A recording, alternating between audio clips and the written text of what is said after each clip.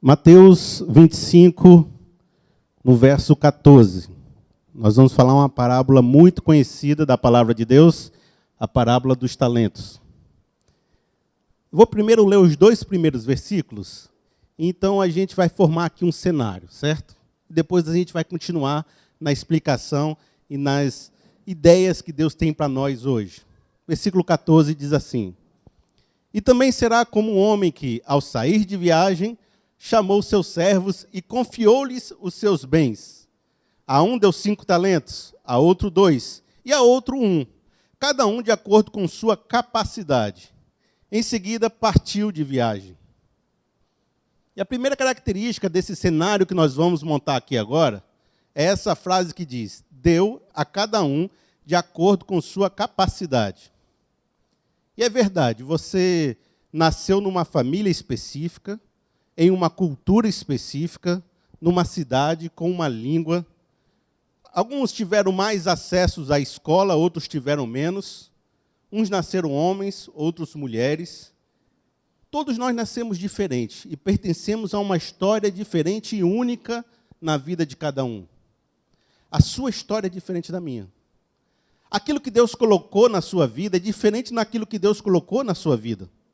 E cada um de nós recebeu do Senhor segundo as nossas capacidades, as nossas condições de trabalhar. Todos nós temos um cenário diferente de vida. E, às vezes, as coisas que valem para a minha vida não acontecem tão bem na vida dos outros, porque somos diferentes. O tempo que Deus trabalha na sua vida é diferente do tempo que Deus trabalha na vida do outro. Nesse cenário, podemos entender, cada um de nós é diferente. E cada um de nós tem uma vida e recebeu do Senhor condições diferentes. Mas então ele diz outra frase, que diz: confiou-lhes os seus bens. E aqui, você tendo uma vida muito boa, ou uma vida mais lutada, você teve muito acesso a conhecimento, ou teve pouco, o importante é que Deus lhe confiou o que você tem. A sua vida é sua. E Deus lhe deu para que você possa ser mordomo dela. Deus lhe deu para que você possa geri-la.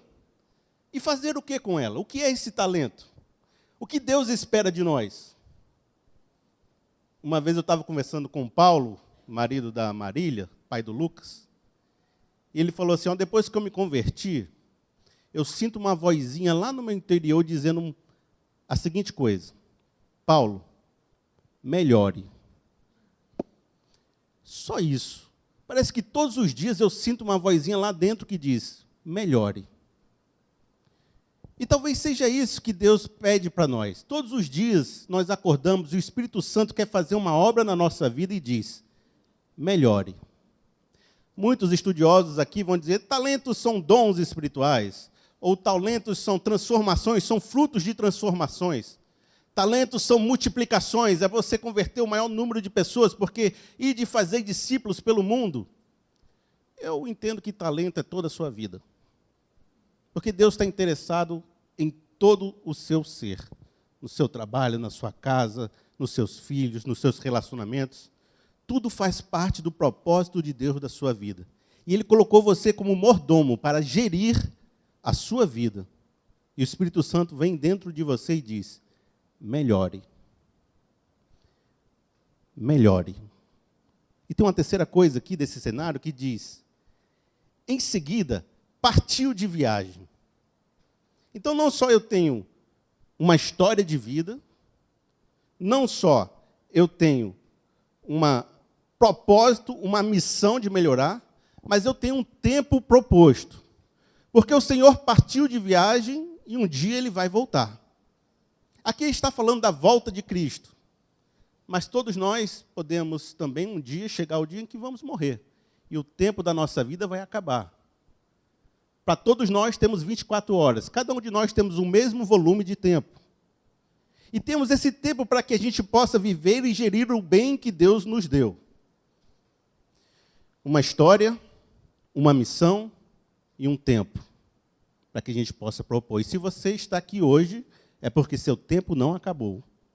E há uma história de vida para você fazer ainda.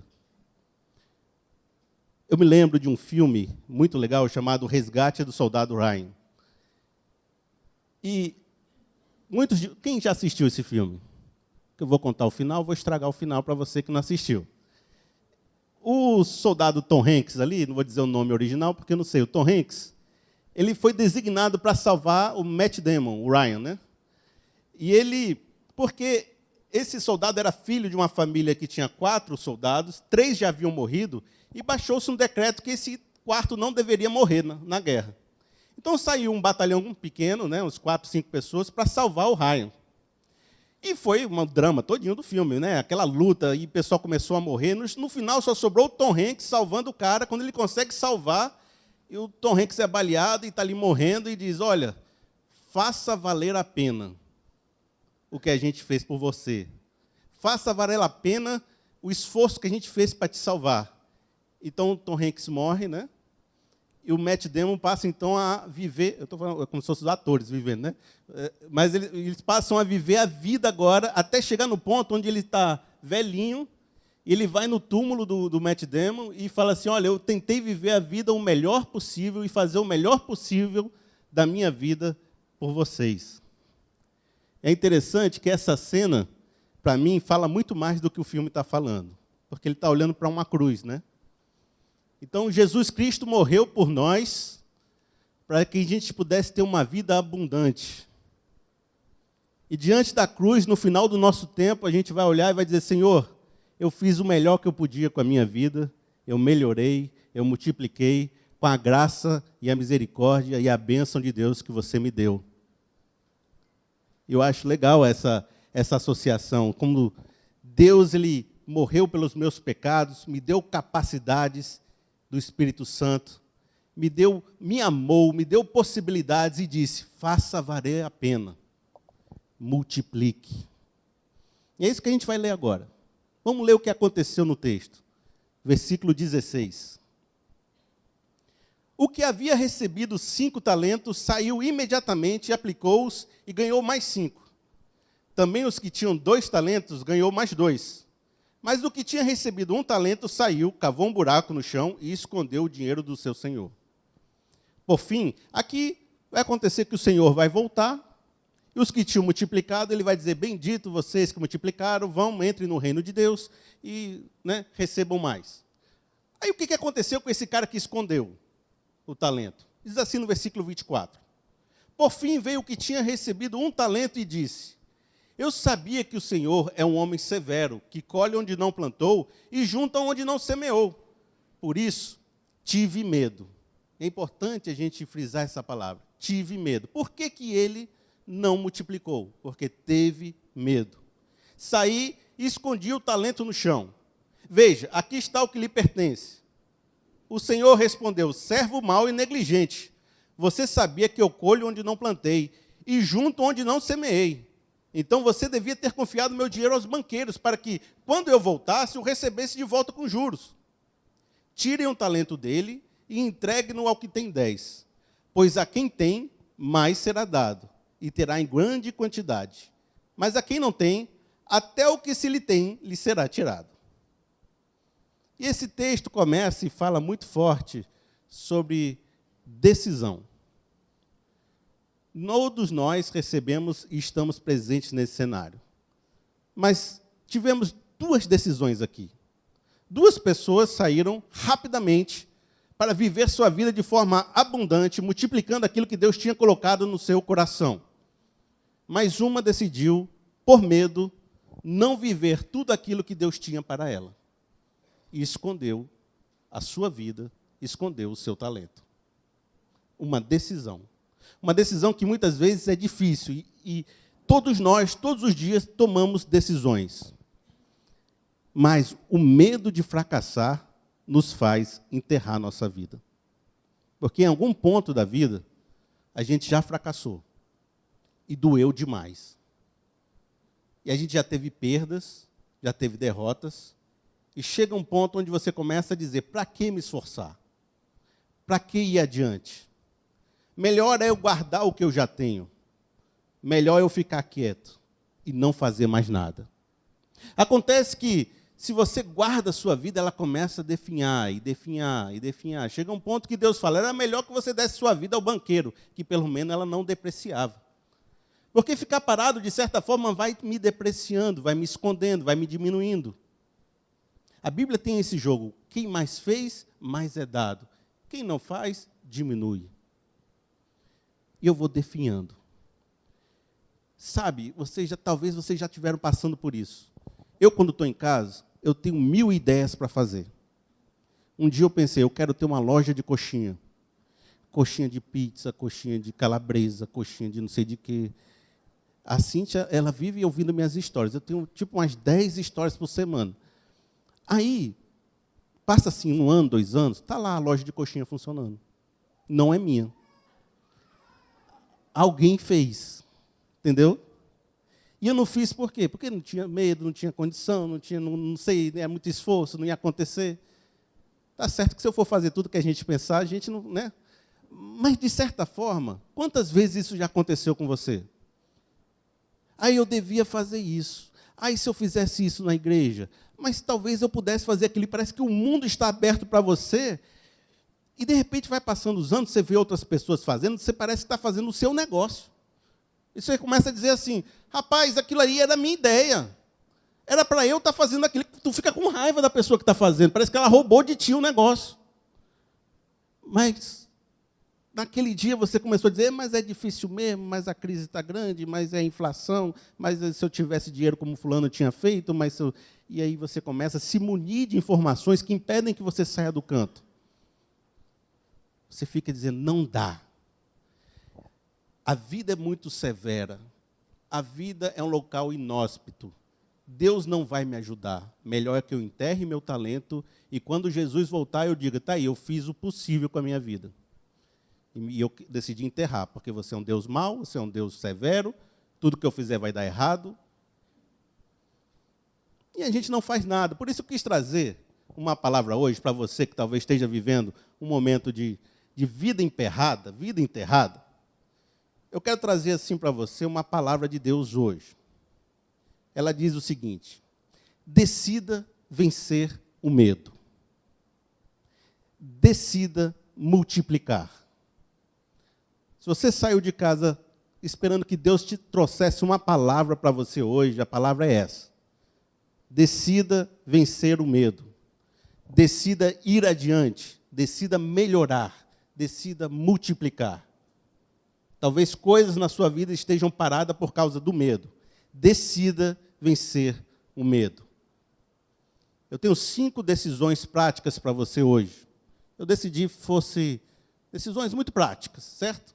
Coisas que a gente pode fazer mesmo.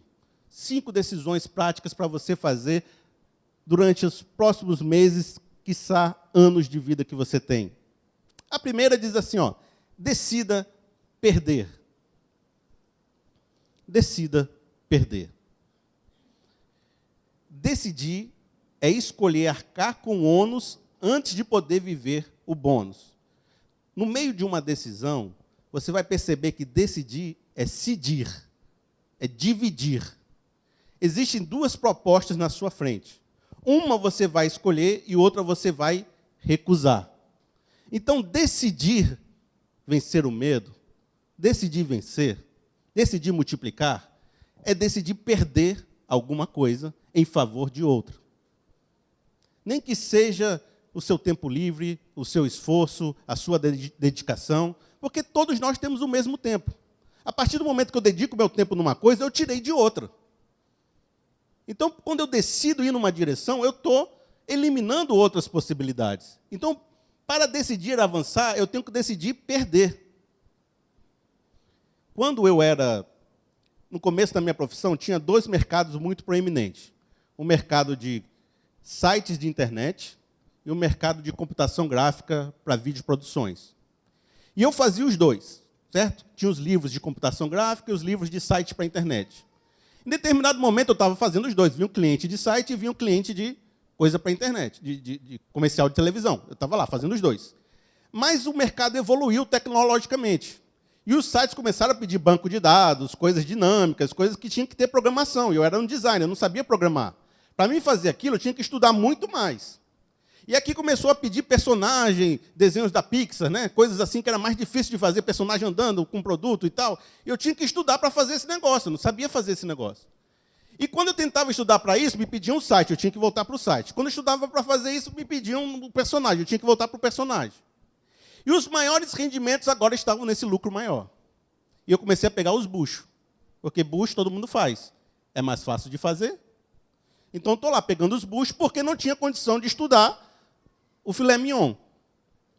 Teve uma hora que eu tive que decidir. Ou eu vou viver de bucho o resto da vida, fazendo os dois, ou eu vou eliminar um da minha vida para que eu possa fazer um crescer. E a decisão foi, eu vou eliminar sites de internet para que eu possa me concentrar em estudar e viver a publicidade. E isso transformou a minha vida. E eu pude estudar mais, ganhar mais e me desenvolver mais. E muitas pessoas estão no limbo porque não conseguem fazer essa perca.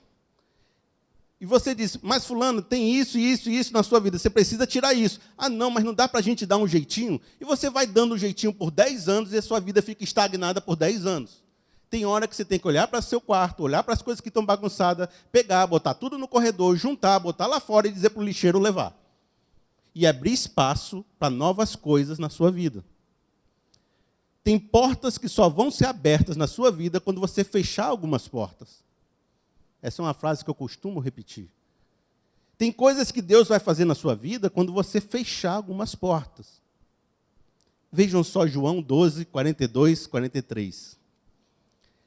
Ainda assim, muitos líderes dos judeus creram nele, mas, por causa dos fariseus, não confessavam a sua fé com medo, olha a expressão, com medo de serem expulsos da sinagoga, pois preferiam a aprovação dos homens do que a aprovação de Deus. Muitas pessoas creram em Jesus, mas não seguiram Jesus porque queriam a aprovação dos homens. E porque quererem a aprovação dos homens, não viveram a história que Deus tinha para eles. Tem hora que você tem que escolher entre a aprovação dos homens e entre seguir o propósito de Deus na sua vida.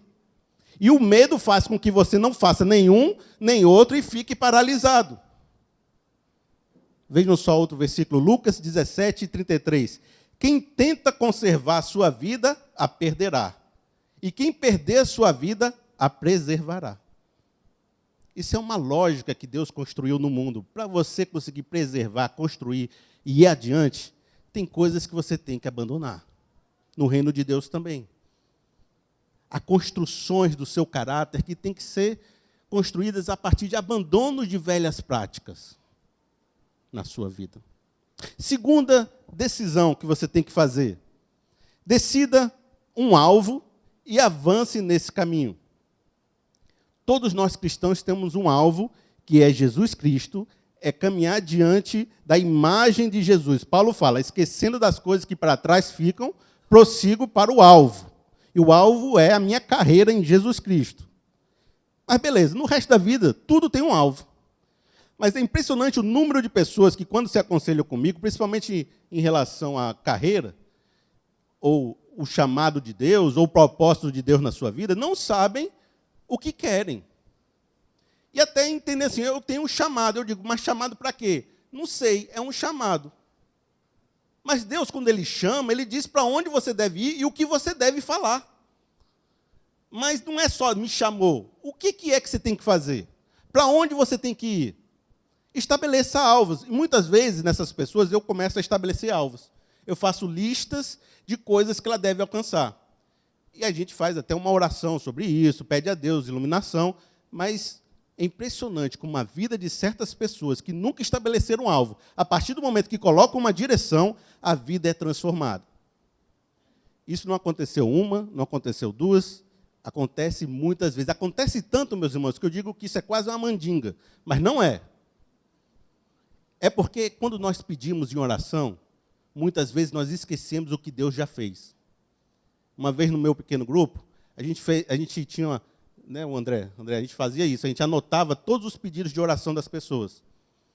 Anotava virtualmente, porque a gente lembrava. Então a gente dizia que a gente tinha um caderninho da bênção. E a gente anotava e dizia, fulano está pedindo isso, fulano está pedindo aquilo, fulano está pedindo aquilo, fulano. E a gente anotava. Ao longo dos anos, a gente percebia que Deus tinha feito a obra na vida de todo mundo. E aí a gente começou a criar aquele tipo de alegria, dizendo assim, risca do caderninho. A bênção foi alcançada. Foi não, Najib? Não tinha isso? E sabe o que acontecia? Às vezes Deus não riscava a minha coisa do caderninho, mas se riscava do meu amigo. Eu via que Deus agiu na vida dele e começava a ter fé. Aí depois Deus riscava na minha vida, o outro meu amigo começava a ver e tinha fé também. E você percebia que ao longo do tempo Deus fez a obra na vida de todo mundo. E às vezes eu coloco algumas etapas, alguns alvos na frente, e Deus vai manifestando e mostrando que tudo aquilo que Ele colocou no meu coração vai se cumprindo. Porque se você não tem um alvo, como é que você sabe se está chegando lá? Se você não sabe o que vai construir, como é que você sabe se está alcançando, se Deus está te abençoando? Estabelecer metas. Agora é o seguinte, se você está na prova, se você está na peia, não adianta decidir que vai mudar e amanhã as coisas vão mudar, não. A mudança é uma curva longa. Então eu decido hoje, eu quero emagrecer. Amanhã eu estou magro? Não, né? Eu tenho que começar a fazer uma curva. Eu comia desse jeito, agora eu vou comer desse jeito. Eu fazia exercício desse jeito, agora eu vou fazer desse jeito. Ao longo do tempo, a minha vida vai mudando, até chegar ao ponto onde eu estou vivendo uma outra experiência de vida. Então, se eu estou na prova, o casamento destruído, o negócio falido, não vai adiantar você tomar uma decisão nos próximos 3 meses, não vai acontecer nada. Mas ao longo do tempo, ao longo dos anos, a sua curva de história vai mudando e você vai vivendo uma nova experiência. E isso é uma coisa que eu tenho percebido na vida dos irmãos que decidem vencer o medo. Vejam só. 3. Decida obter conhecimento. Eclesiastes 7:12. A sabedoria oferece proteção, como faz o dinheiro. Mas a vantagem do conhecimento é esta: a sabedoria preserva a vida de quem a possui. Então, você faz um negócio mal e tem dinheiro, o teu dinheiro preserva. Você tem possibilidades, o teu dinheiro te potencializa. Mas quem não tem dinheiro, mas tem sabedoria, consegue o mesmo benefício. Porque a sabedoria preserva a vida e ela toma decisões que podem superar os problemas. Pois eu tenho uma decisão para tomar na minha vida. Quanto menos eu sei sobre essa decisão, mais medo eu tenho. Quanto mais eu sei as consequências e como superá-las, menos medo eu tenho e posso tomá-las. Sabe quem faz isso muito? Meu pai. Meu pai me dizia uma frase, muitas vezes, eu não sei se é dele, se ele repetiu, mas era assim: o ladrão pode roubar o seu dinheiro, mas ele não pode roubar o seu conhecimento. O ladrão pode roubar o seu dinheiro, mas não pode roubar o seu conhecimento. Sabe por que essa frase para mim é impressionante, principalmente vendo a vida dele? Porque meu pai começou do zero várias vezes. E ele é um homem bem de vida. Por quê? Porque nunca a sua força estava no que ele tinha, mas no que ele sabia produzir. Então, muitas vezes você viu que ele entrou numa igreja com 50 pessoas, deixava com 800. Ele entrou numa igreja com 100, deixava com 1.000 e tanto. E não foi uma vez, não foi duas, foi umas 5 vezes que ele fez isso. E quando ele saiu para o mercado profissional, saiu só com o velho Salles, o Versalhes que a gente tinha.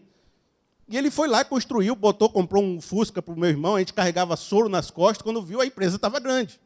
Aí daqui a pouco ele mudou o negócio da empresa para outro, começou do zero de novo. Aí começa a crescer, quer dizer, toda vez, tudo que ele faz, cresce.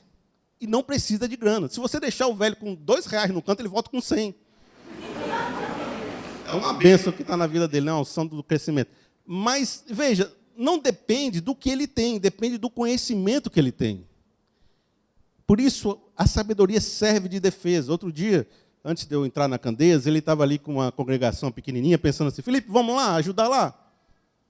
Você entra lá, você vira pastor, eu também, a gente vai tocar umas músicas, a gente vai e faz o negócio crescer. Eu falei: mas pai, eu estou lá na Candeias, meu propósito lá, vamos crescer lá tem as possibilidades para mim. Mas sabe por que qualquer pessoa não aceitaria você ir para uma igreja de 20 pessoas, tendo uma igreja que você está trabalhando maior, né? Pensando em termos mais humanos, né? Mas a proposta dele é boa por quê? Porque eu sei que se ele pegar a igreja de 20, vai transformar em igreja grande. Porque o problema do meu pai não é a circunstância, é que eu sei o que ele pode fazer. Então, por isso que eu escolhi pelo propósito de Deus na minha vida, que era aqui. Mas entenda que eu sabia que ele podia pegar uma igreja de 10 e transformar em 800, porque ele é assim. Isso foi um testemunho de vida para mim, por isso que eu nunca desacredito no poder do conhecimento, de aprender a palavra de Deus, de aprender os desígnios de Deus, de aprender sobre o meu negócio, de aprender sobre as coisas que eu quero fazer. O que vocês querem fazer? Tem decisões importantes para você tomar? Quanto mais vocês conhecerem sobre o seu mercado, sobre o seu negócio, sobre a sua vida, sobre a própria palavra de Deus e os desígnios de Deus, melhor será a decisão. E mesmo se houver algum problema, você vai lá e conserta. Porque você sabe, você domina o negócio. Quarto, decida acreditar. Acredite que Deus é bom. Sabe por quê? Sabe o que aconteceu com o cara que enterrou o talento? Ele acreditou que Deus era severo. Ele acreditou que Deus era severo e disse, eu não vou conseguir, não vou conquistar, não vou ir adiante, não vou melhorar, não tem condição. A situação é muito ruim. Eu sou vítima da sociedade, eu recebi só um talento, os outros receberam 5, o outro recebeu 2, eu recebi menos. Eu tenho condições diferentes. Se eu fosse fulano, eu até multiplicaria, e começa a se munir de justificativas para dizer que não dá. E que esse mundo é um lugar perigoso. E aí a pessoa não cresce. Mas, meus irmãos, botar a fé em ação é algo poderoso. Muitas pessoas que já chegaram para mim, e eu tenho, às vezes, um ministério de aconselhar pessoas de crescimento, eu só precisei dizer, acredita. E quando a pessoa começou a acreditar, e batalhar, e lutar contra as adversidades, as soluções começaram a aparecer. É colocar a fé em ação. Eu acredito, quando eu olho uma semente na terra, a pessoa rega, dá um tempo, cresce, aí aparece uma árvore, vai crescendo, quando vê, você tem um fruto. Tudo que Deus fez, multiplica. Tudo que Deus fez, cresce. Basta você fazer o negócio direito. Está certo que tem coisa que acontece na vida e não acontece. Beleza, ok, tem esses lances. Mas, no geral, se você fizer a coisa direitinho, bacana, vai dar certo. Talvez não dê como você esperou. Você botou a meta ali, aí você começou, Deus foi mudando, e aí você chegou ali. Mas era de Deus tu chegar ali, glória a Deus. Mas se você não tivesse começado aqui na fé, você não tinha chegado ali. Tinha ficado com o talento enterrado lá atrás. Acredite que Deus é bom. Que Deus tem um propósito para você. E na hora certa Ele vai abrir o mar vermelho na tua vida. Ainda que você tenha um talento. E todo mundo vai... Olha, Deus deu para cada um conforme a sua capacidade. Deus não vai te dar um projeto que você não possa realizar. Deus não vai te dar um sonho que você não possa cumprir. Aquilo que está na sua mão e no seu coração está de acordo com a sua capacidade, que Deus te deu de acordo com a sua vida. E, finalmente, 5, decida dobrar a meta. Uma vez que você estabeleceu a meta, não, vamos deixar a meta em aberto. Aí estabeleceu a meta, agora você dobra a meta. Pois a quem tem mais, mais será dado, e terá em grande quantidade. Mas a quem não tem, até o que tem lhe será tirado. Quando a lista chegar ao fim, é o tempo de uma nova lista. E isso é uma realidade na vida de vocês. Quando você estabelecer uma lista, eu creio que vai passar 2 anos, 3, e a lista vai ser cumprida. E quando chegar lá, não enterre o talento de novo. Ah, não, já alcancei o que eu queria, agora vou enterrar o meu talento, aí você vai começar a definhar. Não, a vida não é assim. Cresceu, chegou, multiplica. Cresceu, bateu no topo, de novo, melhora. Vai adiante. Aquele que é fiel no pouco, é fiel no muito. Aquele que é infiel no pouco, é infiel no muito. E aquele que é fiel no pouco, Deus colocará você sobre o muito. E quanto mais você fizer, mais pressão você consegue aguentar, e mais experiência você tem, e mais Deus coloca coisa na tua mão. E isso é uma verdade da vida. Vocês sabem disso.